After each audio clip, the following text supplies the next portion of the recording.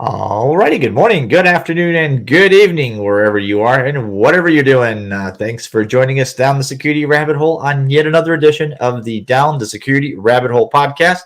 I am Reflos, and over there is my good buddy, Mr. James Jardine. Hey, bud. How's it going? I'm trying to think of how we're going to make sure we keep this clean just from when we started of, no dropping bombs around here, so we got to figure out. SBoMs. Yeah, S-bombs, no F-bombs, just S-bombs. Still going PG, and joining us on, speaking of dropping S-bombs, joining us on the show, Mr. Paul Caiazzo. How are you? I'm great. Thanks for having me, Ralph. Good to meet you guys on the show. Yeah, man. Good to have you. So listen, we had an interesting email exchange about this topic. My Twitter thread, Twitter stream, and a lot of LinkedIn has been bombarded recently with stuff on SBoM, software bill of materials, and software supply chain and things related. And you had, of course, some perspective on this, which is good because we could use some. And as a practitioner, somebody that's actually trying to implement software bill of materials or something in the software supply chain, I'm gonna start you off with give us a 30 seconds on kind of your role and who you are, and then we'll go from there. Okay, sure. So I'm Paul Caiazzo. I'm the CISO of Avertium, which is a MSSP MDR that does 24/7 threat detection and monitoring. So when I think about software supply chain, I'm thinking about the software that we use from our vendors that gets downstream impact to our customers, and it's a real big issue for us. This is a topic that is unfortunately near and dear to my heart at the moment, given all the stuff that you guys have, I'm sure, seen in the headlines recently. So that's me in a nutshell. Yeah. This is me in a nutshell. That always springs to mind. I don't know why.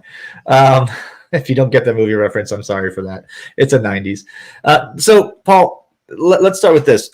There's a catastrophic amount of chatter on the topic right now, and I think a lot of it either oversimplifies the problem or makes it seem impossible. The truth has to be somewhere between. The reality is, what we're trying to figure out is, as we build software and services, particularly on the delivery side, or web applications, simple websites, all the way to complex multi-tiered products, we're trying to figure out what the building blocks are. This cannot be, metaphorically, that much different than somebody who's building a tall building that has to know where all the way down to, is the steel, where is it sourced? Is it good enough? Is it the right type, right, to put into this building that needs 17,000 other things and assurances and standards met? That said, it seems a little bit more difficult in the software world, and I'm not quite able to explain why. Well, I think there's a couple of real significant reasons that analogy doesn't quite translate as well, because if you're talking about architecture or maybe a thing like an airplane, that you have laws that mandate you have to be able to track all the way down that supply chain, it's a different sort of thing. That documentation exists, whereas with software, you know as well as I do that developers don't often document their code base, and very frequently inheriting whatever problems come from the open source applets that are included in their applications. So it's simply just not as well understood because we just don't have laws that mandate it in some cases. James, this is your world. I feel like there's got to be a way to solve that. That doesn't. Paul, I'm not saying this is what you said, but what I heard was software people just do a crap job, so we just can't solve this. Well, I don't know as though it's that they're doing a crap job. I mean, we have tools that can go in and identify what dependencies your applications are built upon. The question, I think a lot of places are like, one, are we using those tools? Two, we use them from a security perspective. We don't use them from a delivery perspective, right? It is like I run a Black Duck, or I run, some of these other tools to identify dependencies, but I'm only doing it to identify known vulnerabilities because OWASP top 10 tells me I have to do it. And that's the purpose of running it. So it's a security-owned tool, not a engineering-owned tool where I say, look, if I'm going to release this, I need to know what's in it. I need to be able to accurately track it, keep an inventory of it, and if somebody asks me, I can then supply that information. But we don't look at it from that aspect, right? So when you think about like your example, and I agree, I don't know, so it's the best analogy with the sourcing of the metal, but you know, if I go back and look at that, like who's responsible for that? Right. I mean, the architects are going back and saying, hey, I need to find this stuff. I need to do this stuff. It's not some safety board that's coming in and saying, hey, I'm going to manage all that for you. You go handle it. And in, you know, in the security world, that's what we do. And you Yep. saw it, right? This came out as part of the National Cybersecurity Executive Order, right? Like Yep. we're painting it as a security thing. It's not. Security is It taking shouldn't the be. outputs, but you have to have the engineers, you have to have the people building whatever it is that they're building. Like this has to be part of what they just ingrained in what they're doing as part of their deliverables. And that's where we're falling short, I think, on that side. Yeah, I definitely agree with that. There's huge security impacts and implications, but it's not really security's job to track this stuff, or at least to do that sort of the root analysis of what those interdependencies are. The people that are actually developing the code are the ones that are responsible for that, in my opinion. And the output of that work needs to be our responsibility to interpret, to identify potential risks, and then do something about that. But until and unless that sort of upstream information feed from the developers comes to us, it's going to be very difficult for us to do that outside of just doing code analysis like what you mentioned, James. Right. I mean, it's a threat intelligence feed for security, right? You have this deliverable, it's coming in, we consume it, and then whatever we want to do with it, that's fine. If we want to look for known vulnerabilities from CVEs out there, if we want to, send it out to code, whatever we want to do, we can do that. But it should be a requirement coming in from the software side, not a security side. I do agree with that too. Yeah. So the way I like to look at this, the softwares that we purchase and install in our environment, there's an inherent trust that we're placing in that software because we're installing it. And in many cases, a lot of those applications will run with system level privileges. So we trust them. We shouldn't, right? We should be treating our vendors the same as we treat adversaries, in that we gather intelligence about what they're doing internally in their environments. We gather intelligence about what their software interdependencies are, and then we make decisions based upon that. And that I really believe in. If we can OSINT our vendors and understand how well they do security themselves, it's going to tell us something about how we can implement better security in our own environments based upon the fact that we're inheriting their problems to a great degree. Look, I'm very interested in as we develop this analogy of this approach that developers and ultimately the supplier, right? Whatever this, because it is a supply chain issue, but the developer, the dev accountability has to have, like, software should be documented better, right? In a standardized fashion, in some sort of bill of materials kind of file that gets included in whatever the hell format is necessary. I think if we standardize it, yes, I know it's difficult, and that means that Microsoft Windows would probably have a tremendously large bill of materials built. But just because it's difficult doesn't mean we shouldn't do it. I mean, there's been a couple of really interesting tweets lately from various people that basically say, "Oh, yeah, there's security industry sort of gotten into this. Well, it's really difficult, and the bad guy's going to get in anyway, so whatever." And I think that's silly. I think, especially as it pertains to what we're talking about, building software, right? It's inexcusable to not publish what is being included in the thing that I'm buying. Like, I don't know why, as vendors, and this goes back to early 2000s when I was on your side of the table, Paul, and not as a buyer, not as a vendor. I always thought it was really interesting that you would get a code build out, right? But you don't get the here's what we did to make it happen. Here's what's included. As you said, the documentation was catastrophically bad. I'm not sure that it's gotten that much better. But there's no, I don't know. It's not going to be an enforcement by any government entity or something else. It's going to be enforcement by the buyer. Like, show me what you've got, or I'm not buying it. Right. Yeah, I agree. And it's going to have to be imposed by the industry on the industry, because certainly I mentioned laws earlier. I don't necessarily think regulation is the way to solve this problem. If you look at a lot of the open source initiatives that our industry's had, OWASP is a good example. We can identify a standard and make it applicable to the community at large.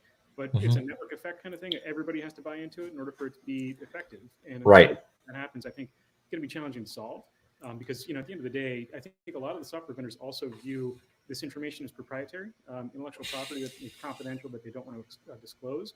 Maybe not all of them, but certainly, some of them will take that perspective. And, unless their transparency exists, the whole thing's kind of fall flat. And to your point about the Microsoft Windows, so the problem with that is the volume of data that would be within that interdependency, the network chart on that would be almost ininterpretable. You would not be able to understand what that really means without exhaustive analysis of it. And who's going to do that? That's, I think, the other aspect of this is like, we've all got other, major problems that we're trying to solve day in and day out. And I don't know that I've got resources on my team to go through analysis like that. But that's not...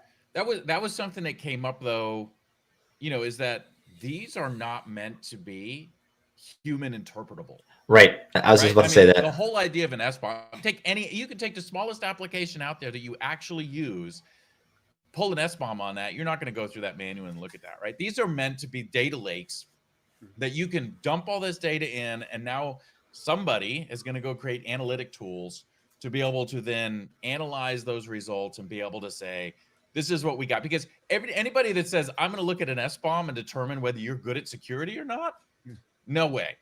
Yeah. You are not manually looking at an SBoM. Like, to look at the dependencies my developers brought in, maybe we have tons of control. Maybe we have the best secure SDLC out there. And you're going to say, oh, well, you don't take security that seriously because your SBoM shows you use this one component.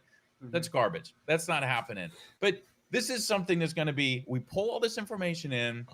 Now we have analytics around that to be able to say, okay, what are the key indicators? Maybe there's something. I mean, I know people will swear up and down. We can tell the security of a company by their dependencies. Maybe there's some way we can identify some risk around that.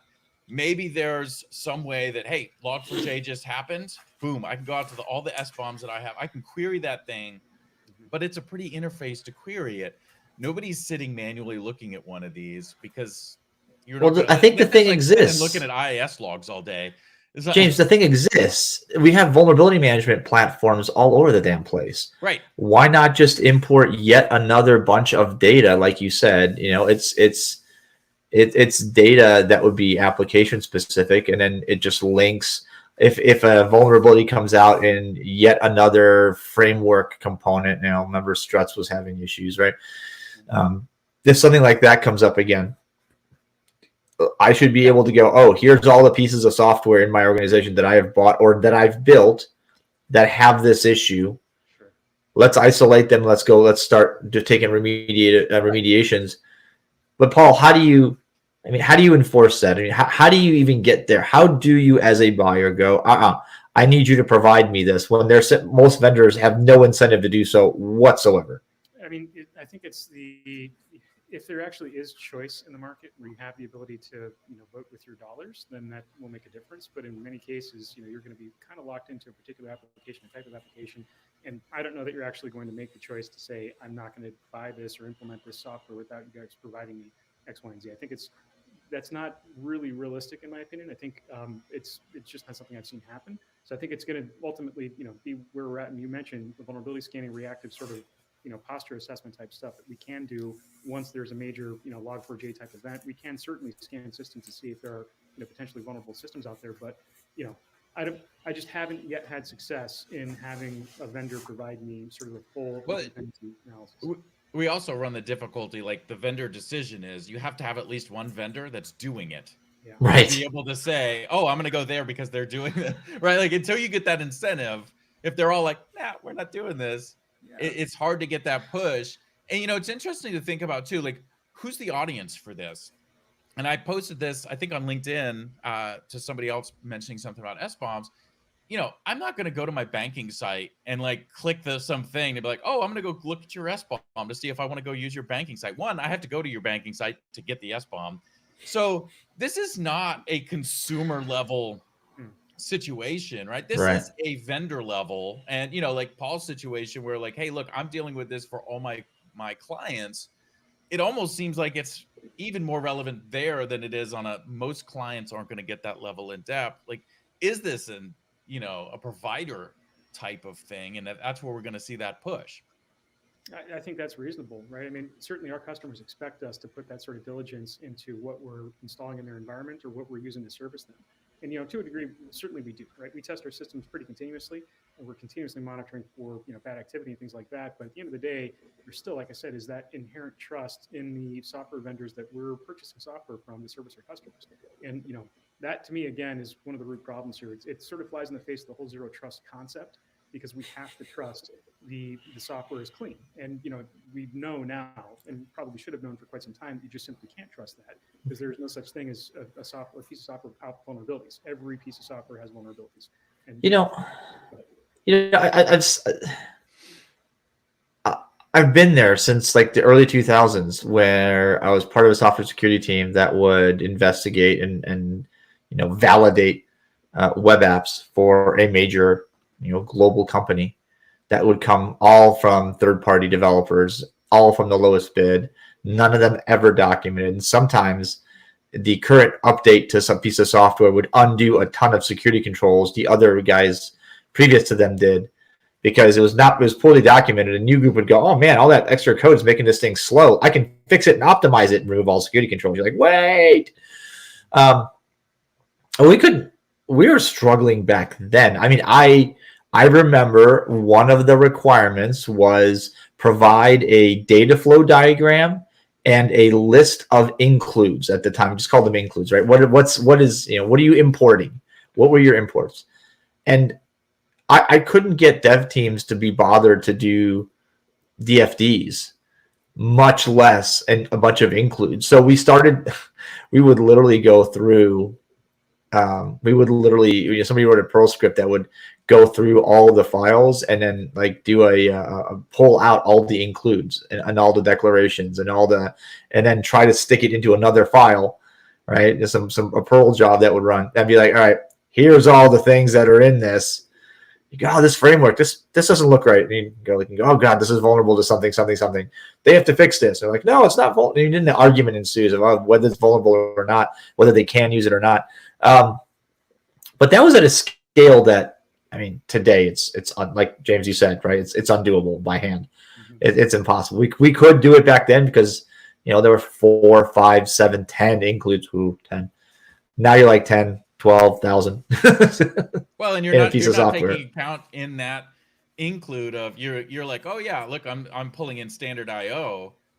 But you're not going into standard IO and pulling all the includes for standard IO, right? And that's where like we're getting into these nested pieces. So we have to ask the question of what do we want this SBoM for, right? If this is something to try to rate and determine, do I want this software or not? One, do I have anybody on my team that even could analyze an SBoM to determine that? Or is this going to turn into a security scorecard type of thing where it's like, oh, I just go to this company and they'll rate it. I know, I have the same feeling on it. They'll rate it and they'll let me know yay or nay based on whatever black magic they have going on in their system. Or is this something I'm actually going to look at? Because to the point of, oh, I want a DFD, I want this. Who's looking at it? Who's actually looking at the code that team wrote? Like, oh, I'll look at your dependencies, but I don't need to look at the code to see how shoddy your coding is and how inefficient you are. I just care about your dependencies. Like, I almost wonder where the focus is sometimes on this. Like, I get wanting to know, like, hey, let me know, because at the very least, Log4j hits. I know I'm using software that has it. All right. Yeah. If that's our reasoning, then that's fine. Then use it for that. But I don't know as though we've really defined what we want an SBoM for. And I think that's why we're still having difficult. Never mind the fact that, what do we have? 3 different standardized formats to put it out in? Like, let's make it confusing. Mm-hmm. And then how far upstream, how many layers do you go? To your point earlier, we're not, capturing all the includes of the includes of the includes. What's good enough? What is n layers that we're expecting for us? Man, that is the question though, is where does and realistically, right? It almost doesn't matter if you go like, if you don't go all the way down, if it's it's turtles all the way down. If you don't go all the way to the bottom of the very, very, very, basic, right? But if you do, it becomes impractical. Well, think about it though. If you don't go all the way down, I mean, what do we have a couple years ago? The pad left feature that got yanked from like NPM or something like that, right? You're talking about something that every developer should be able to write on their own. it's embedded 40 dependencies deep because you use all these things that use this, that then calls this pad left, that all of a sudden there's an argument between this, and they're like, screw that, pad left's gone. Now, if we don't go all the way down with the SBoM, do I know I have pad left? I do once I fire up my app and it doesn't work. But, right, so you can't sit there and say, well, how minute is too minute? Yeah. Because it's either an all or nothing. I mean, you can't just say I'm going 3 levels deep, but I'm going to ignore the other 8. That's the thing. Is if you're right. If you don't, from a practical perspective, then where you stand on this? Because I mean it's impractical. I mean, I think there's no way to get to the software singularity that we're talking about here. That root piece of code that is the bit or byte that is included in everything. I don't think you'll ever get there. Personally, maybe I'm a defeatist and don't want to take on the challenge of it, but to me that seems like a very untenable challenge to try to solve. Yeah, like I said, like this is understanding what's my goal of this. If I just want to know every place I run Apache, then fine. Like we can stay high level and I don't really care about any dependencies that Apache is running, of course, until the struts vulnerability comes out and all of a sudden I'm Equifax. So we have to understand what's the purpose that we're trying to do this. Never mind not necessarily packaged software, right? Because that comes out on a much more regularly like scheduled release. But you look at web, like, oh, I'm going to use that website over there, whatever.com, and I want their SBoM. They deploy 5 times a day. So yeah, how am I keeping that updated? And what am I doing with those updates to be able to know that I've got something checking like, oh, look, they just pulled in some weird dependency that looks sketchy to me. That's why I say, like, it's not human readable. It's got to be something that automation is taken care of. Somebody's going to build AI around this to be able to look at it and determine, here's the things that we're looking for. Here's how we keep it up to date. Like I know I don't want, but I mean, some sort of automation. You're fired. So I think your point, James, to me, it makes more sense not in the sort of go, no go decisioning. Are we going to install this or not? But more, how quickly can we react to a problem when it becomes known to the world? So like the Log4j thing is a perfect example of this because there are so many people that just struggle to realize or understand where they had points of exposure, where if you had that SBoM, you'll have a better chance of doing that quickly. And I think so, we don't like to be reactive in security. Of course, we try to be proactive as much as possible. But in this case, it seems like something that would just speed our ability to react to problems when they occur, more so than, prevent. Yeah. And I think that's fair though, because listen, Heartbleed to me was the giant, kick in the head wake up call that it should have been, but it wasn't for our industry apparently. But I kept saying, why is it that the first thing everybody's doing is firing up a scanner and trying to find all of theirs? Like, why don't we know this already? Why don't we have some sort of asset registry that doesn't suck? Why don't we have data on this? And the answer was, well, it's complicated. I'm like, is it though? I mean, I get it. It's not complicated to fire up a scanner, right? Like I can fire up a scanner ad hoc and I can find everything in my network, but I can't store that anywhere. So that's what I was going to say. How often have you actually seen a comprehensive CMDB or an inventory that really truly represents current reality and environment? Very infrequently, in my experience. It's not as simple as you're making it out to be. Unfortunately, I wish it were, because that would make, I think, all of our jobs a little bit easier. I just don't think that people put enough attention to that inventory. You don't, and it's the whole, the cliche, you can't secure what you don't know about. But unfortunately, we just often case don't know what's installed. So, and that's how long are we talking about application inventory? And who does it? Nobody. Like, can we start there? Can we start there and work our way down? I mean, that's the thing. Like, we don't even know what high-level applications we're running. Never mind, 5,000th level dependencies that are running inside those things. Like, at least let's just figure out that. But we've been talking about that for like a decade. Yeah, and then keeping it current is the other challenge. Because that's going to change. Every environment's dynamic. It'll be different tomorrow than it was today. So how much resources are you putting into keeping that up to date? Obviously, it's got to be automated to your point, James, but still, it's not also, it's not trivial. Right. Especially, when you look at cloud environments now where you got stuff that auto scales. So, you had one instance and then all of a sudden you got 5,000 instances and then we're back down to 2 instances. Like, there's a lot that goes into that. But again, at least high level, we should know what applications we're running. You know, we should know what devices we have. We haven't solved that, and yet, you know, we're trying to like take it to the nth degree. And I think that's where maybe some people, like, I think there's defeatist attitudes around, like, we can't do this. Why are we going to be able to do that?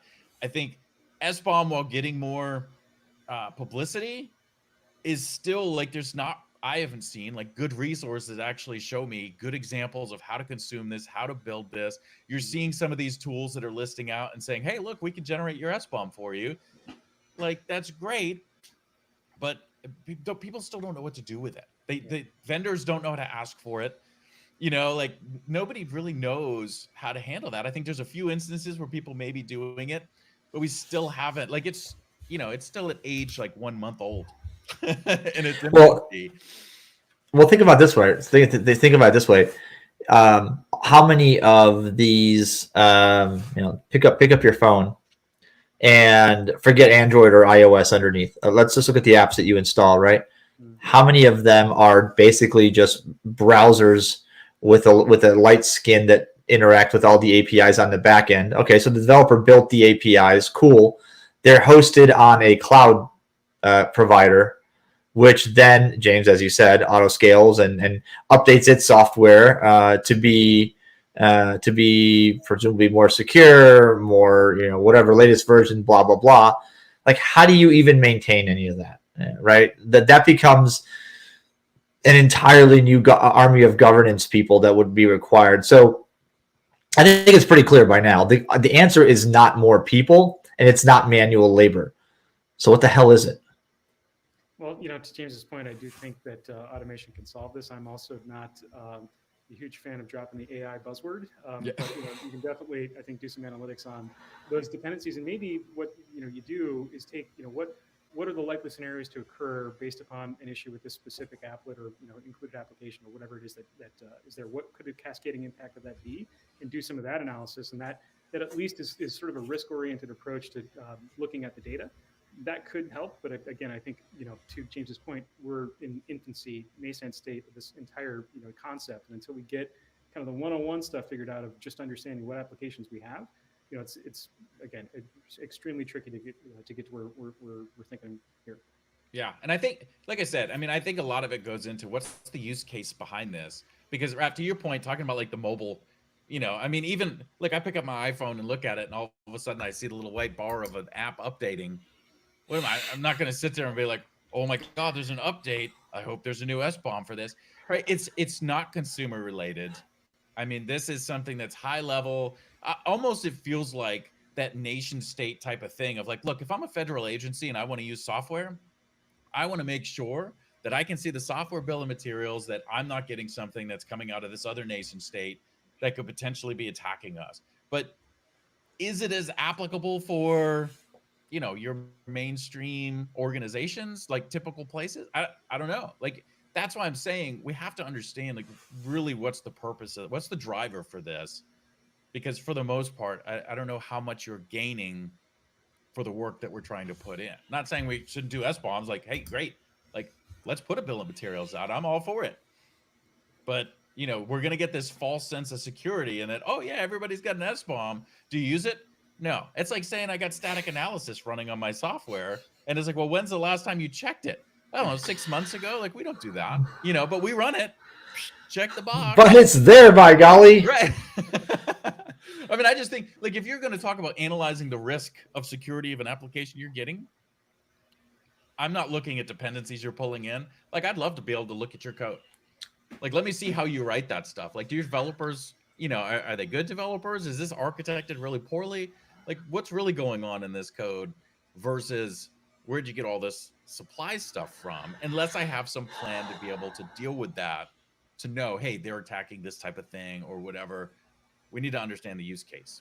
All right, Paul, as we run close to time here, give me something practical, because I feel like we've not delivered a whole lot of practical advice here, other than bemoaning the difficulty of actually doing something that's theoretically really important, practically really, really difficult on the implementation and on the benefit side. What's your practical takeaways here? So I think that the most important thing we can be doing with respect to this is just simply scanning our environments as much as possible, very, very frequently, and understanding what applications we have and what vulnerabilities might exist, and maintaining that so that if something does happen, if there is major newsworthy event like Log4j or Heartbleed or anything like that, we know what to do, where to go to fix it as quickly as possible. That's solvable. That's something that every organization should be doing already. It's just basic hygiene and definitely a step in the right direction on this. So I'd start there, and that's nothing that is terribly complicated or rocket science.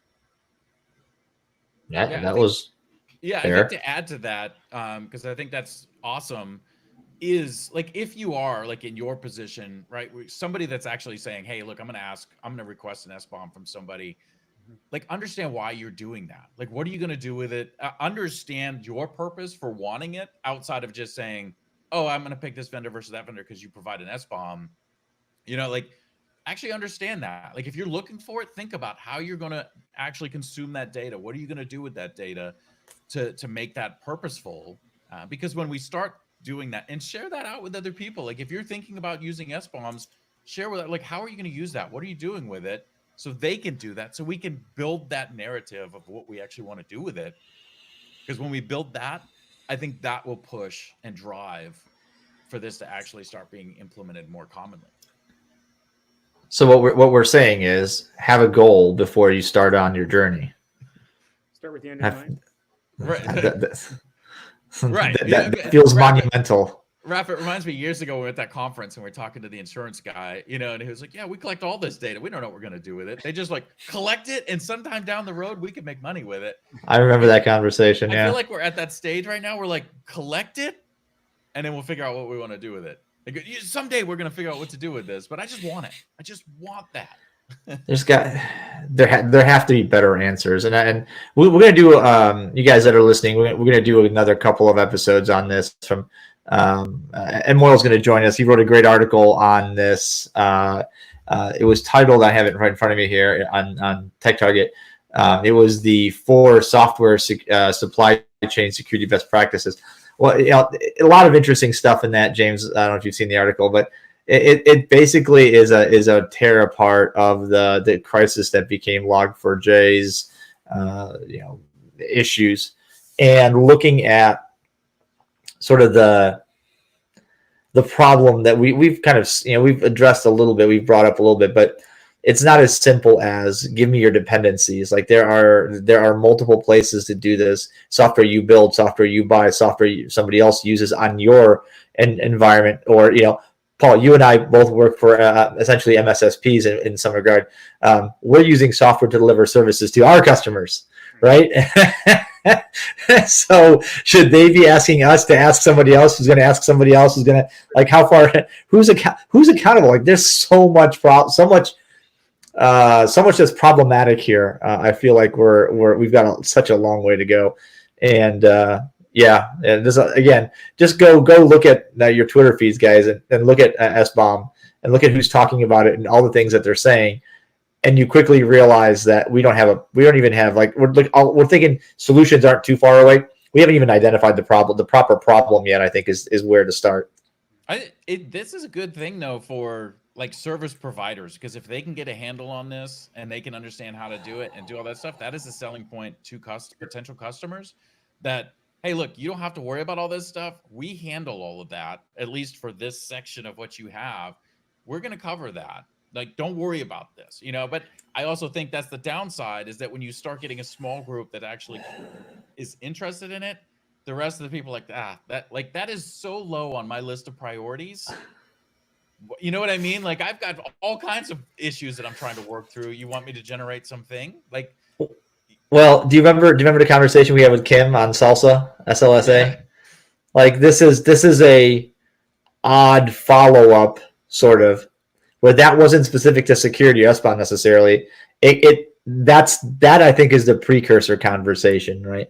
How do you do a supply chain software artifacts? Right? I mean, that's what Salsa had. It was like I don't know if they called it a maturity model, but I mean, it was like a maturity model. Like, are you a level 1? Are you a level 2? Mm-hmm.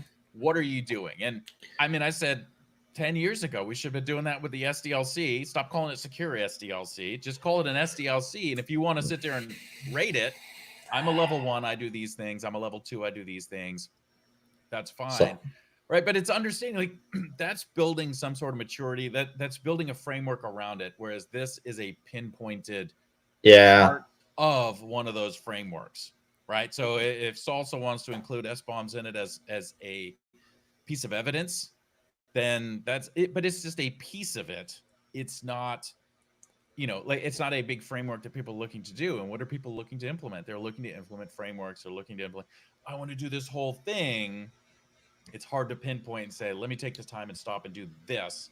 And then what's my return on that? Like if I spend all this time implementing it, how many clients or vendors are actually going to submit it? And then if I get that submission, what am I really doing with it? Now what? And now what's I think you also raise a really interesting point or good point in that maturity is kind of at the core of this. And so I can tell you the very few times we've been asked for anything like this by customers, we do get asked like, who are our critical vendors? Which vendors do we interact with? And so customers are thinking about third-party and fourth-party risk, but they're not thinking this far down, the layers of complexity. And it's a very mature organization that's thinking along those lines. And I'll tell you, until we get, a critical mass of requests like that, very unlikely we'll invest the time to, put effort towards it either. Yeah. I mean, think about it, to take it to that level, right? I could give you an SBoM. I could be a small little library developer where it's just me. I have no capabilities to respond to anything. I think somebody posted this complaining about somebody pushing out to one of these guys saying, hey, look, there's an issue in your software. You have 24 hours to resolve this. And it's like, look, this is an open source library. Like, stick it. But, just because I provide an SBoM says nothing about my software development process. I could be 1 people. I could be 500 people, 10,000 people. I could have security testing some of my stuff. I could have no security in any of my stuff. But here's my SBoM dependency. So again, I wrap that back to, we have to understand what we're trying to, like, what is the goal with this? Well, Paul and James, to your point a little bit, Paul, I feel like we have to be careful not to be the dog that caught the car. Because I know how security functions. I've been in it long enough. At some point, somebody's going to do some sort of heavy-handed something that's going to require a bill of materials in software. And then it's going to be, okay, great, we're doing it. I want to see what you're going to do with this now, because now the ownership is on you. And us security professionals are going to stare at this and go, cool. Yeah. Right? So what now? Yeah, I wonder if there's an argument to be made that this is significant enough an issue to rise the level of national security, and maybe somebody like CISA should be maintaining a universal SBoM, if that's even possible. What's interesting too, Raph, when you were talking about that, it popped in my mind. I'm thinking about like the security industry as a whole. Like all of a sudden we're like, all right, we're going to start, transparency. You could know what's in my stuff. Talk about the debates that will go on. Like, I can't believe you're using that bcrypt library. You should use this bcrypt library. And like, what a crap storm that's going to produce when everybody starts flaming everybody for what they're using. You should use it. I can't believe you're using this. You should use that. Like, it opens up Pandora's box that we should open. Right. I know everybody argues that, if it's transparent, people know what to hack it with. No, we can figure that stuff out anyway. Now it opens up like, oh man, I see you're using that component. You're an idiot. Like, this is what we live in. Like, imagine we've got this thing wide open. Like, why did they pick this? People are going to start guessing at architectures. They're going to start guessing at this, and it's going to become an all-out info war to just destroy each other. And people go like, fine, I'm not going to do anything. Right? I mean, well, all right. Thanks, James. That pretty much. That's a great way to end it, Paul. I think we should stop there before we go ahead and just torch this entire thing. What a great conversation that was. Here on the podcast, we don't just like solving problems. We like to go ahead and burn the farm as we're walking out the door. That's what we do here, kids. All right. Well, Paul, thanks for being on the show, man. Lots of thanks for the input. Lots of good discussion, and certainly I think if we've done nothing else on this show, we've thoroughly talked about the issue and tried to get to the root of what we're trying to solve. And folks, I think what we've discovered is we need to figure out what in the heck we're trying to solve before we put so much effort into solving it independently of each other. Is that fair, guys? I completely agree. Yeah. Yeah. They just identified the complexity of the issue more than anything else. All right. Well, Paul Cazzo, thank you for joining us. Thanks for hanging out with us, James. Thanks for your insights. Yeah, I like getting you on. I got a software background, so I like getting you and fired up on these things because, man, I love winding you up and watching you go. It's kind of fun. You got a little passion there for it. I love these type of topics because for me it's much more about curiosity. I'm not an SBoM expert or anything like that, but I'm curious about these type of things because if we're going to implement them, we have to be asking this. Don't just tell me to implement it. I got way too much on my plate. Like, let's talk about, if we think it's great, let's figure out how to make it great.